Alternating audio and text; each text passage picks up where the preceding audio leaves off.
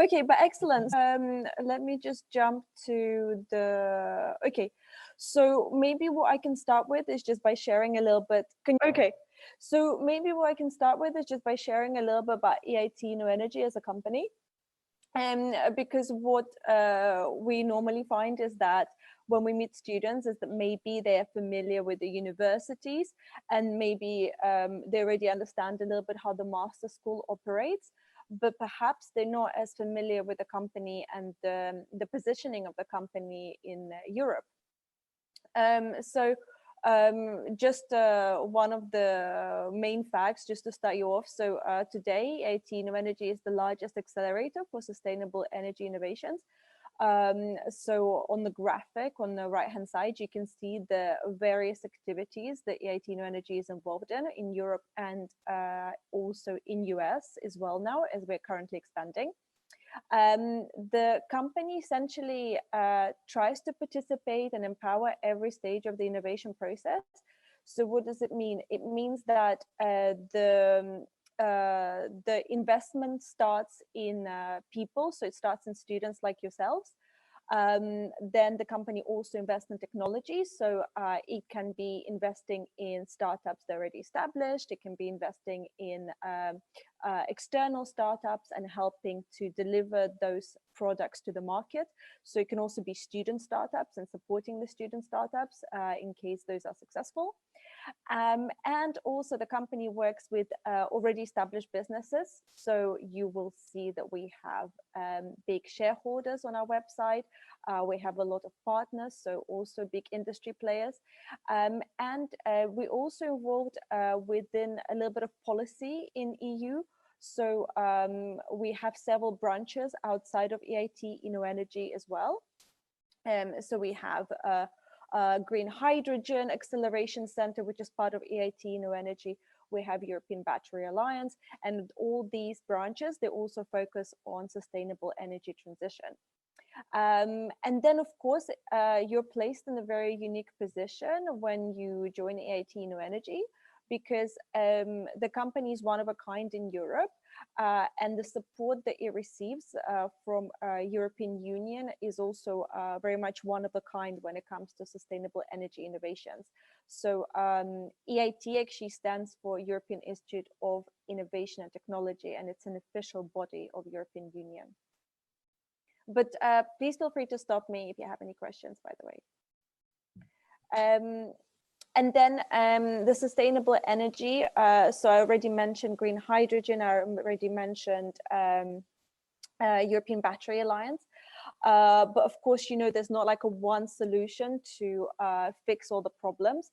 So then the company and the way the programs are designed means that we work in various fields. So it can be nuclear energy, it can be solar, it can be wind, as I said, batteries, which would a lot of times fall under sustainable mobility as well. So you can have a look on the different thematic fields, they're called, within the company. So you can have a look at the different thematic fields. And then also when you look at the programs, you will see those thematic fields reflected in the programs as well. And then I'm sure you already heard a little bit about the EIT InnoEnergy Master School, but just to give you a little bit of summary or introduction perhaps, is that it's composed of several universities. So all the universities are top technical universities in the world and in Europe. They are considered top for engineering and technology. They are considered top for employability. They're located in most innovative countries as well, which means if students like to start their own business as well after graduation, this is always good news to be in an innovative country. And the universities also produce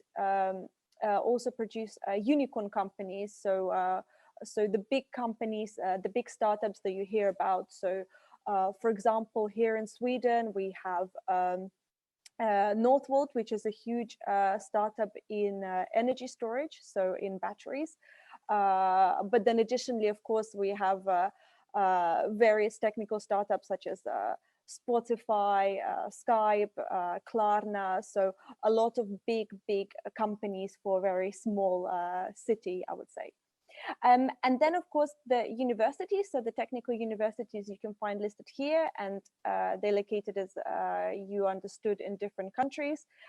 In every country where we have the university, we also have a EIT InnoEnergy office, so you can actually come and meet the team at EIT InnoEnergy office and meet the startups that are located there as well. And that brings me nicely onto the second part of EIT InnoEnergy Master School. So the first was academics, and the second is innovation and entrepreneurship journey. This is a big part for us, because essentially what we want to make sure is that students don't just get a technical degree, but also get a sort of business and entrepreneurial savviness as well. The way that EIT InnoEnergy does this is that we inject all the programs, so all the master school programs, with various unique activities along your 2-year masters. So for example, you might be enrolled, and again, I'm going to speak from my side here in Sweden, because I'm based here in Stockholm, but you might be enrolled in either KTH, Royal Institute of Technology, or Uppsala University in Uppsala. And you will attend the lectures with the students from the university, but then at the same time, you will have your own courses as well, and you will have your own activities. So say during Christmas or during summer or Easter, whenever you have breaks, you might have activities scheduled with the program. So you might have to go to industry events, or you might have to go to SAD Business School to study there. You will participate in additional training. So data science at the moment is a huge one that's encouraged with students. And of course, there's also various activities which are not just part of the program, but voluntary activities. So they're run by the company, and they opened to either students or to everyone. But of course, students are always welcome to participate. So here, for example, we have an entrepreneurship game, which we launch every year. So last year, our students won the game, and then what happens is they receive a monetary prize for their solution, and then they also receive support from EIT InnoEnergy business side, so from the corporate side of the business. And then the last pillar, which is the most important pillar, I would say, for us, of course, is the career opportunities, because we all recognize that students want to secure a good employment for them after they graduate. So something important to mention is that, of course, when you enroll in a university, all the universities in Europe have career centers. So all the universities provide some sort of career support. However, that career support is open to all the students within the university, which means perhaps some positions you'll be competing with the whole student intake at the university. When it comes to EIT InnoEnergy programs, you will have access to a dedicated career center as well. So we have actually our own career center, which consists of a separate team. And their sole focus is to support students to make sure that students, one, find the internship while they're studying with us for the second year. And secondly, that they receive all the support of networking and all the support of securing the job as well after they graduate. So they can also even advise you on some visa employment laws as well, depending where you're based. And here you see we have, I just listed some of the facts, so the common job titles in terms of what students tend to do. So it's really varied. So there's not like a specific path that you have to take. Then we have a lot of students who have their own startups, but of course, it's not a requirement. And we also have a lot of students working in industry. So you see the split between the countries. A lot of students going into PhD as well. And here I also listed the top employers of our students and the top companies providing internships for our students. And of course, on top of all the added bonus activities, our Career Center also runs a dedicated job portal. So that's only open to EIT InnoEnergy students, and they post any internship, PhD, career opportunities that they have within that portal. Just before I move on to the next slide, I just want to highlight as well something that I think maybe students don't think about always, but something that's worth considering as well. As you see from the employment statistics, most of our students are employed in Germany after they graduate. However, we only have one university in Germany, and we only have one program that takes place in Germany. So it's not the most popular location for students to study at. The reason being is that in your, and of course, also you can ask Steve as well, so he can provide you his feedback as well. But in your second year, students are very much concerned where they're going to spend their second year when they're studying, because they want to make sure that they stay in the country where they graduate a lot of the times. But actually, as you'll be starting your internship in your second year, it's rather flexible. So a lot of students don't tend to end up in the second year university location. So they might be studying in Sweden, for example, but doing their internship in Netherlands or Germany, as you can see here. Because once you're in Europe, and of course it depends on visa, etc., but the travel and the internship opportunities that you can take is rather flexible, and it's very mobile. So you don't need to, well, I wouldn't say that you need to worry too much about the second year university from where you're going to graduate. So because at the end, you're going to be doing your internship anyway for most of your second year. And then just a little bit about the programs. So we have 7 programs in sustainable energy engineering. Maybe Steve already told you, he will tell you about the program that he has studied, and then you will kind of understand the way the programs work, like the format of the programs. I don't think I'm going to go into all the details about the programs, because then it's going to take a very long time. But what I would say is just some small highlights about each one, and then you can have a look a little bit closer. So I would say sustainable energy systems is for anyone who's very proactive, who wants kind of like a hands-on approach as soon as they start the program, because mainly because of the projects that the students are involved in within this program. The energy technologies is the only program that you can study in Germany. So because I know a lot of students also want to study in Germany.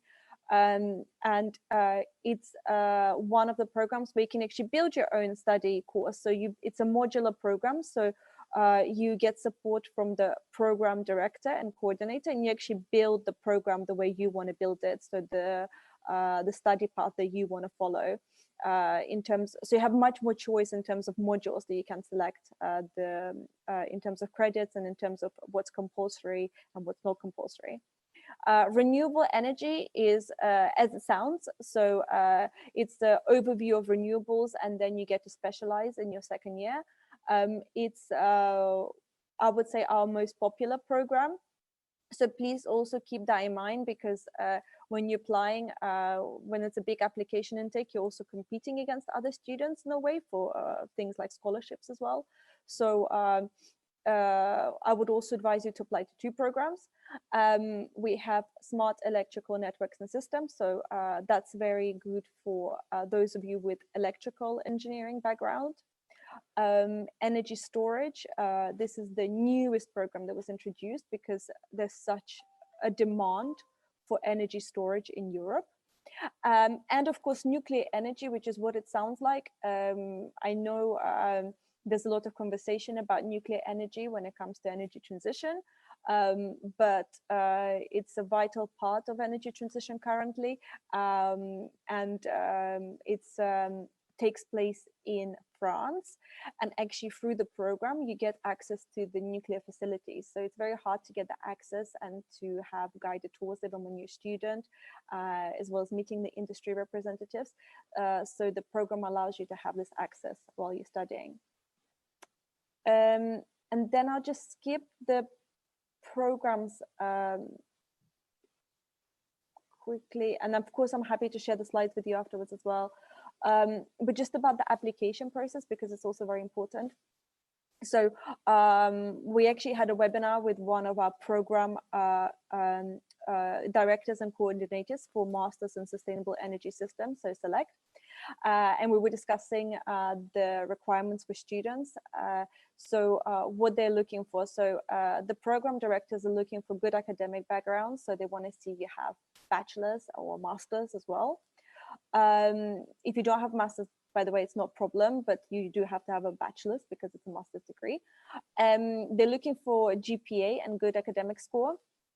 Around 6.57, but it depends on the program, because the programs take place at different universities. So you can look on the website for specific requirements for each program. English proficiency. So again, there's various options like TOEFL, IELTS, and again, there's further information when you have a look on the webpage, which describes exactly which sections, what points you need to have. University reputation. So we actually receive a lot of students from Taiwan. So the master school is already familiar with the level of the students that are coming in, and they're very happy. So you don't need to worry about that. And they want to see some sort of interest in innovation entrepreneurship. So it doesn't mean that you have to have had a work experience, but they just want to see something a little bit out of the box, I guess, or maybe demonstrating to them why you want to study this program, you know, that you don't want to just study a like traditional technical degree, that you do want to, that you're driven and you maybe want to join this energy transition, you know. And of course, motivation letter. So it's very very common, for example, in UK where I came from. So motivation letters are very common, and I just always advise the students like not to be shy, and just really sell yourself. You know, just be very bold and yeah, don't downgrade yourself in any way. And then the application dates. So these are important because as we go on for application dates for different rounds, the programs and the universities which are available, they might already stop taking students in. So for example, if you want to have, if you want to study a particular program and you want to study a particular university, please apply early, because as we move on to the summer, for example, I know the universities in Sweden, they might stop applications. So for example, round 5, some universities might not be open anymore. So we always encourage the students to apply early. And of course, if you want to be selected for scholarship, also very important, the students are considered in round 1 and round 2. So you don't need to do anything different unless there's one type of scholarship which is called I think diversity scholarship, in which case you have to justify why you want that scholarship. But otherwise you just have to make a note that you want it, and then you're automatically considered for it. And then in terms of investment and funding, so there's no application fee, so you can apply. You don't have to pay any fees for submitting the applications. If you have been accepted and you accepting the offer, so essentially you're holding a place, there's a 250 non-refundable fee. And this is a one-off payment, so you don't have to pay again. And then the participation fee for all the programs and all the universities, so exactly the same. It's 18,000 per academic year. This does not include travel from your home country to the university location, and year 1 university travel to year 2 university travel. but it does cover all the extra activities that you're going to participate in. So we'll cover the if you're studying in the Netherlands and you have to go to Sade, which is in Spain, for 3 weeks, it will be covered. So your travel, your accommodation, and any like food, beverages, that will be already covered as part of the program. So any of these activities which are compulsory, they're already included in the participation fee. I've mentioned the scholarships. So there's several types of scholarships. So there's a full waiver, which means that you don't pay for the studying, and it's EIT InnoEnergy that's covering the costs with the university. There's diversity and inclusion scholarship. So this is a new scholarship that's been introduced this year, it focuses on so gender diversity, entrepreneurial initiatives. So that's the one that I mentioned, that if you would like to apply for it, you have to justify kind of why you should be awarded the scholarship. And I say it's always good to apply, because if you don't apply, someone else will. So why not to try? Then we have partial waivers, which is 12,000 euros participation per academic year. And then sometimes we present to students outside of the EU, but they might have EU passport holders. So in any of you, if you have any connections to EU in terms of nationality residence, then the participation fee is 6,000 euros. And I think this is it from my side. Of course, if you have any questions, feel free to ask me now, or you can also ask Dual as well, and Steve now. But just to let you know, we also have study advisors. So this is a dedicated study advisor group. Their sole role is to answer your questions. So this is their only job. Please feel free to ask them any questions that you have. You can email them, phone them, or WhatsApp them. They're actually based in UK, hence the UK phone number, so don't get confused, but they just located there. You can also schedule an appointment with them, or they can guide you through the application process.